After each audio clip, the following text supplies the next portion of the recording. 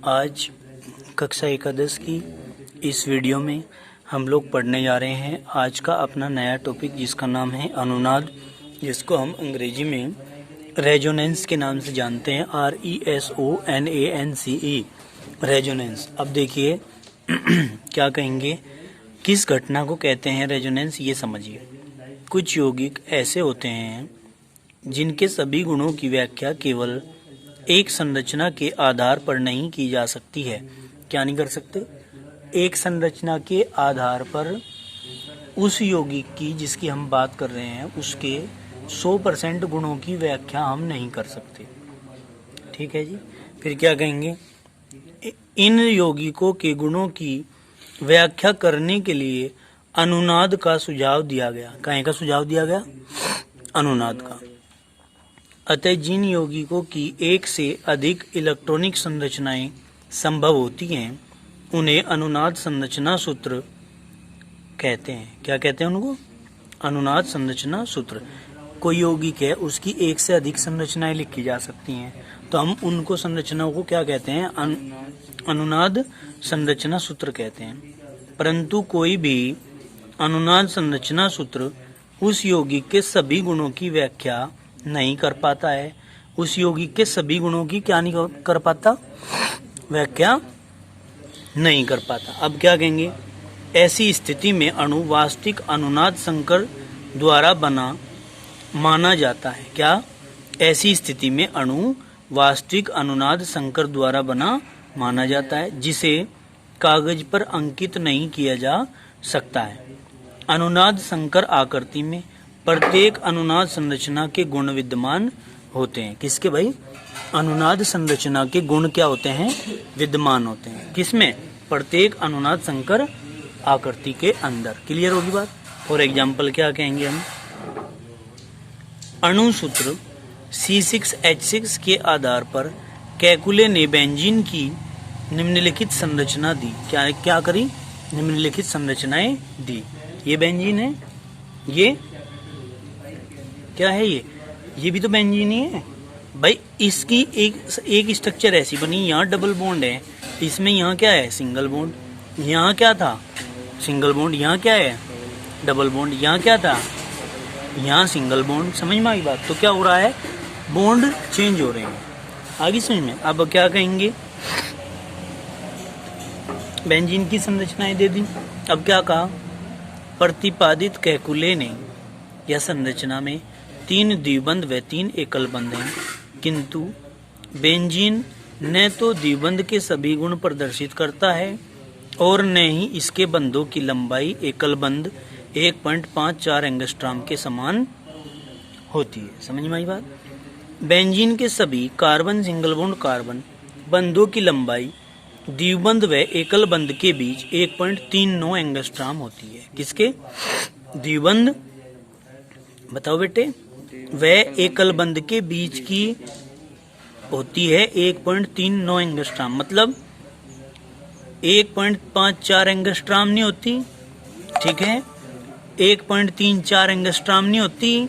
होती कितनी है? 1.39 एंगस्ट्रॉम। समझ में आई बात? यानी कि दोनों लंबाइयों के बीच की होती है, ना सिंगल बॉन्ड की ना डबल बॉन्ड की, उन दोनों की लंबाइयों के बीच की होती है इसकी। समझ में आई बात? बेंजीन के इस तथ्य को अनुनाद के आधार पर समझाया जा सकता है। किसके आधार पर? अनुनाद के आधार पर। बेंजीन के 5 अनुनाद सूत्र या संरचना सूत्र हैं जो निम्नलिखित हैं। कौन कौन से हैं वे? देखो, ये यहाँ डबल बॉन्ड, यहाँ सिंगल बॉन्ड, यहाँ सिंगल बॉन्ड, यहाँ डबल बॉन्ड, यहाँ डबल बॉन्ड, यहाँ सिंगल बॉन्ड, यहाँ सिंगल बॉन्ड, यहाँ डबल बॉन्ड। ठीक है। अब आप एक स्ट्रक्चर इसकी ये दिखा सकते हैं, 3rd नंबर है ये। ठीक है जी। बीच में बॉन्ड है, डबल बॉन्ड यहाँ, डबल बॉन्ड यहाँ। एक आप डबल बॉन्ड इस बॉन्ड को अब की बार आप यहाँ से यहाँ पर और यहाँ पर घुमा दीजिए। बॉन्ड भी आपके यहाँ पर और यहाँ पर खिसक जाएंगे, ये वाली स्ट्रक्चर प्राप्त हो जाएगी। एक बार आप इसको आगे खिसकाओ, इस वाले बॉन्ड को, ये जो बीच में बना हुआ है, इसको आगे खिसकाइए यहाँ पर, तो ये बॉन्ड जो है ये यहाँ और यहाँ बन जाएंगे। फिर लास्ट में इन 1 2 3 4 5 मतलब बेंजीन की 5 स्ट्रक्चर हैं। 2 जो स्ट्रक्चर हैं ये कैकुले स्ट्रक्चर हैं, और ये जो बाद की 1 2 3 बनी हैं ये डेवार स्ट्रक्चर हैं। परंतु पांचों स्ट्रक्चर बेंजीन के पूर्ण गुणों की व्याख्या नहीं करती हैं। दो स्ट्रक्चर जो पहली हैं ये 80% गुणों की व्याख्या कर देती हैं सही, और जो बाद की तीन हैं ये 20% गुणों की व्याख्या कर देती हैं सही, परंतु 100% तो कोई सी नहीं कर पा रही। तो इन सभी स्ट्रक्चर्स को मिक्स करके एक स्ट्रक्चर तैयार करी जाती है जिसको अनुनाद संकर संरचना के नाम से जानते हैं। ये जो 4-5 स्ट्रक्चर हैं ये अनुनादी संरचना है। क्या है? अनुनादी संरचना। और ये जो लास्ट की स्ट्रक्चर आपको पता चली है, अंशुल भैया जी समझ रहे हो ना, आयुष समझ रहे हो बेटे, सभी के सभी, प्रिंस सब, आकाशपाल सब समझ रहे हैं ना, तो ध्यान से समझते रहना। क्या बात बताई गई है कि ये जो 5 स्ट्रक्चर हैं, इन पांचों स्ट्रक्चर्स में से कोई सी भी स्ट्रक्चर्स, दिव्यांशी बहन जी समझ रहे हो ना, कोई सी भी स्ट्रक्चर क्या नहीं करती? 100% गुणों की व्याख्या नहीं करती है। अब इन सभी का मिक्सअप करके एक स्ट्रक्चर तैयार करी जाती है जिसको हम अनुनाद संकर संरचना कहते हैं। कोई दिक्कत है क्या? अब आगे चलो।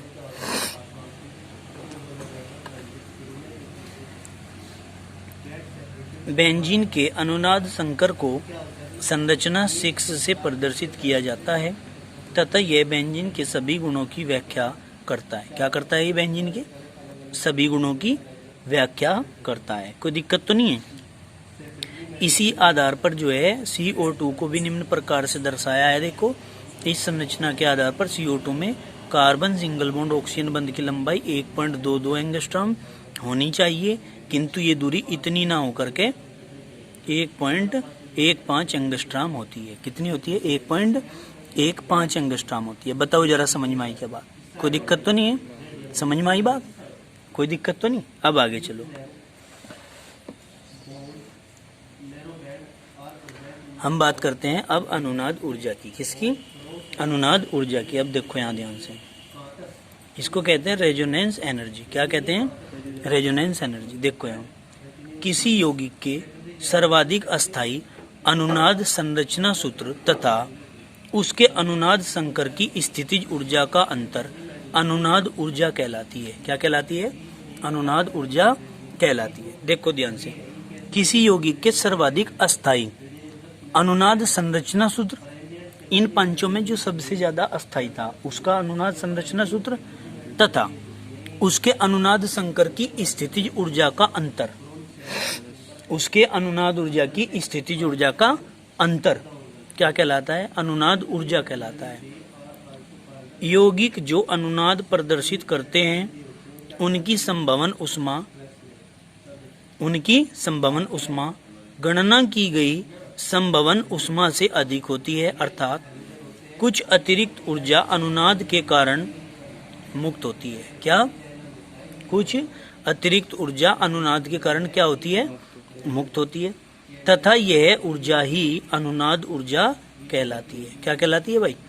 यह ऊर्जा ही अनुनाद ऊर्जा कहलाती है। इसे हम निम्नलिखित सूत्र के द्वारा भी ज्ञात कर सकते हैं। कौन कौन सी? अनुनाद ऊर्जा बराबर संभवन उष्मा का प्रायोगिक मान माइनस संभवन उष्मा का गणना द्वारा प्राप्त मान। ये फॉर्मूला रख के भी आप अनुनाद ऊर्जा को निकाल सकते हो। क्लियर होगी बात? कोई दिक्कत तो नहीं है? तो कहने की बात क्या आई? अनुनाद क्या होता है? परिभाषा अनुसार जब किसी यौगिक की 2 या 2 से अधिक अनुनाद संरचनाएं लिखी जा सकती हों, पर उनमें से कोई भी संरचना बेंजीन की या यौगिक के पूर्ण गुणों की व्याख्या नहीं करती है। समझ में आ गई बात? पूर्ण गुणों की व्याख्या नहीं करती है, तो उन सभी स्ट्रक्चर्स को या संरचनाओं को मिलाकर एक संरचना तैयार करी जाती है जिसको हम अनुनाद संकर संरचना कहते हैं, और इस परिघटना को अनुनाद कहते हैं। क्या कहते हैं? इस परिघटना को अनुनाद। अब अनुनाद ऊर्जा की बात करते हैं। क्या कहेंगे? किसी भी यौगिक के सर्वाधिक अस्थायी संरचना की ऊर्जा माइनस अनुनाद संकर संरचना की स्थितिज ऊर्जा का जो अंतर होता है उसको क्या कहते हैं बेटे? उसको अनुनाद ऊर्जा कहते हैं। समझ में आ गई बात? अब देखिए, अनुनाद सूत्रों के गुण। ये जो संरचनाएं हमने बनाई हैं इनके गुण देखो क्या है, क्या कहेंगे, कैरेक्टरिस्टिक्स ऑफ कैनोनिकल स्ट्रक्चर्स। क्या कैरेक्टरिस्टिक्स ऑफ कैनोनिकल स्ट्रक्चर्स, क्या कहेंगे, अनुनाद संरचना सूत्रों के गुण। अब देखो ये सभी सूत्र काल्पनिक होते हैं। क्या होते हैं? ये सभी सूत्र काल्पनिक होते हैं तथा यौगिक की वास्तविक संरचना अनुनाद संकर संरचना प्रदर्शित करती है। क्या भाई, यौगिक की वास्तविक संरचना अनुनाद संकर प्रदर्शित करती है। कोई दिक्कत तो नहीं है? जो वास्तविक संरचना होगी वही क्या करेगी, अनुनाद संकर को प्रदर्शित करेगी। फिर हमने क्या कहा, यह एक विशिष्ट संरचना है जिसे कागज पर प्रदर्शित करना संभव नहीं है। कागज पे क्या नहीं कर सकते, जिसे हम प्रदर्शित नहीं कर सकते। आगे देखो, किसी यौगिक के प्रत्येक अनुनाद संरचना सूत्र में नाभिक की स्थिति अपरिवर्तित रहती है। नाभिक नहीं बदला करता, जबकि इलेक्ट्रॉनों की स्थिति बदल जाती है। अनुनाद के अंदर केवल और केवल अगर कोई चीज चेंज होने वाली है तो वह है इलेक्ट्रॉन या बंधों की स्थिति। नाभिक कभी भी नहीं बदलता। समझ में आ गई बात? आगे चलिए। प्रत्येक अनुनाद संरचना सूत्र में अयुग्मित इलेक्ट्रॉनों की संख्या समान होती है। ठीक है जी, अयुग्मित इलेक्ट्रॉनों की संख्या भी क्या होगी, समान होगी। आगे देखिए, इन सभी संरचनाओं की स्थितिज ऊर्जा लगभग समान होती है। स्थितिज ऊर्जा मतलब स्थिति के कारण उपस्थित ऊर्जा। आगे समझ में, मतलब अस्थायित्व क्या होता है, लगभग समान होता है। तथा सर्वाधिक अस्थायी संरचना का अनुनाद संकर में सर्वाधिक योगदान होता है। कंप्लीट होगी बात? आगे देखिए, केवल समतली अणु ही अनुनाद प्रदर्शित कर सकते हैं। यानी कि ऐसी संरचनाएं जिनका तल जो है वो समान होता है, या जितने भी अणु आप बात कर रहे हैं उन सब का तल एक समान होता है, वही क्या प्रदर्शित कर सकते हैं भाई, अनुनाद को प्रदर्शित कर सकते हैं। ठीक है, कोई दिक्कत तो नहीं है यहाँ पर। इसी के आधार पर यहाँ पर देखिए, मैं यहाँ पर अनुनाद के कुछ उदाहरण दिए हुए हैं, ये आप लोगों ने करने हैं खुद। लुई बिंदु सूत्र के आधार पर ही समझाए हुए हैं, मैंने सारी चीज स्ट्रक्चर तुम्हें समझा रखी है। ठीक है, कोई दिक्कत तो नहीं है, इनको समझना, खुद करने के प्रयास करना। ठीक है, अब आगे देखो, अनुनाद का देखिए कितने सारे एग्जाम्पल दिए हुए हैं यहाँ पर, ये सारे के सारे आपने समझने हैं। अनुनाद और अस्थायित्व का हम जो है क्या करेंगे भाई, अनुनाद का और अस्थायित्व का क्या करेंगे हम, बताओ, संबंध बताएंगे। क्या बताएंगे? संबंध। देखो, अनुनाद तथा अस्थायित्व, रेजोनेंस एंड स्टेबिलिटी। क्या? Resonance and stability. देखो, अनुनाद ऊर्जा का मान बढ़ने पर अनुनाद संकर का अस्थायित्व बढ़ता है। क्या बढ़ता है? अनुनाद ऊर्जा का मान बढ़ने पर अनुनाद संकर का अस्थायित्व बढ़ता है। आगे देखिए, अनुनाद संरचना सूत्रों की संख्या बढ़ने के साथ अस्थायित्व बढ़ता है। क्या? अनुनाद संरचना सूत्रों की संख्या बढ़ने के साथ अस्थायित्व भी बढ़ेगा। जितनी ज्यादा अनुनादी संरचनाएं होंगी वो अणु उतना ही ज्यादा अस्थायी होगा। क्या कहेंगे? वे अणु जिनके समान ऊर्जा के अनुनाद संरचना सूत्रों की संख्या अधिक होती है। क्या? वे अणु जिनके समान ऊर्जा के अनुनाद संरचना सूत्रों की संख्या अधिक होती है, अधिक अस्थायी होते हैं। क्या होते हैं? अधिक अस्थायी। आगे देखिए, अनुनाद संरचना सूत्रों में सहसंयोजी बंधों की संख्या बढ़ने के साथ अस्थायित्व बढ़ता है। सुनो ध्यान से, अनुनाद संरचना सूत्रों में सहसंयोजी बंधों की संख्या बढ़ने के साथ अस्थायित्व भी क्या होगा? बढ़ेगा। क्लियर होगी बात? समझ में आई बात? आगे देखिए, ये पॉइंट क्या है यहाँ पर, में अनुनादी संरचनाएं। क्या भाई? में अनुनादी संरचनाएं जिनमें परमाणुओं का अष्टक पूरा होता है अन्य अनुनादी संरचनाओं से अधिक अस्थायी होती हैं। जितनी भी और अनुनादी संरचनाएं होंगी उनसे क्या होंगी? वे अधिक अस्थायी होंगी। कौन सी? जिनके अष्टक पूरे होंगे। क्या होंगे भाई? जिनके अष्टक पूरे होंगे। अब आप लोग देखिए, इसके बाद हम टॉपिक पर अपने चलते हैं। इसको कहते हैं बंद प्रांचल, बंद लंबाई, बंद कोण, बंद ऊर्जा, बंद कोटि। देखो बंद लंबाई, देखो बॉन्ड लेंथ बोलते हैं इसको, क्या बोलते हैं? Bond length. देखो ध्यान से क्या कहेंगे भाई, किसी अणु में दो बंधित परमाणुओं के मध्य की साम्य दूरी बंद लंबाई को व्यक्त करती है। किस चीज को? बंद लंबाई को व्यक्त करती है। क्या कहेंगे हम? किसी अणु में दो बंधित परमाणुओं के मध्य की साम्य दूरी बंद लंबाई को व्यक्त करती है। समझ में आ गई बात? क्या को व्यक्त करती है? बंद लंबाई को। देखो किसी अणु में दो बंधित परमाणुओं, दो बॉन्ड से जुड़े हुए दो परमाणु हैं, उनके बीच की दूरी देख लो, बस क्या है? वो निकल जाएगी, बंद लंबाई को व्यक्त करेगी वो। जैसे कार्बन कार्बन से सिंगल बॉन्ड के द्वारा जुड़ा हुआ, तो इस सिंगल बॉन्ड की दूरी कितनी है? 1.54 एंगस्ट्रॉम है, ये है इसकी बंद लंबाई। कार्बन डबल बॉन्ड कार्बन की 1.34 एंगस्ट्रॉम है, ये है इसकी बंद लंबाई। कार्बन ट्रिपल बॉन्ड कार्बन की 1.20 या 1.20 एंगस्ट्रॉम है, ये है इसकी बंद लंबाई ट्रिपल बॉन्ड की। समझ में नहीं आई बात? कोई दिक्कत तो नहीं है? यहाँ एक बोल लगाया, यहाँ 2 बोल लगाया, कोई दिक्कत तो नहीं? कोई दिक्कत तो नहीं है? हाँ, समझ तो आ रहा है? अच्छा, अब देखो बंद लंबाई की बात हमने क्या कही। बंद लंबाई बेटे एक अति सूक्ष्म दूरी है। क्या है? अति सूक्ष्म दूरी। अतः इसे सामान्यतः नैनोमीटर, पिकोमीटर या एंगस्ट्रॉम में व्यक्त करते हैं। कहीं में नैनोमीटर, पिकोमीटर या एंगस्ट्रॉम में हम इन चीजों को भाई व्यक्त करते हैं। समझ में आ गई बात? तो भाई बंद लंबाई समझ में आई बात? कोई दिक्कत तो नहीं? इसके बाद आता है बंद ऊर्जा। क्या आता है? बंद ऊर्जा। देखो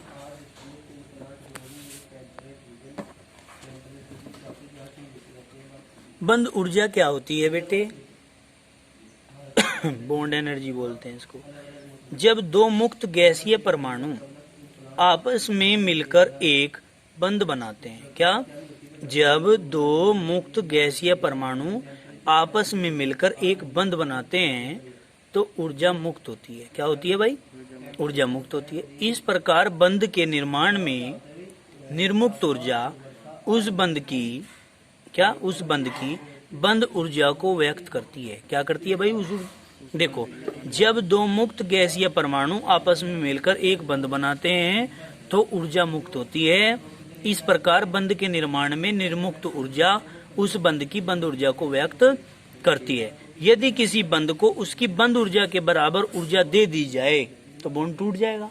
सिंपल सी बात है।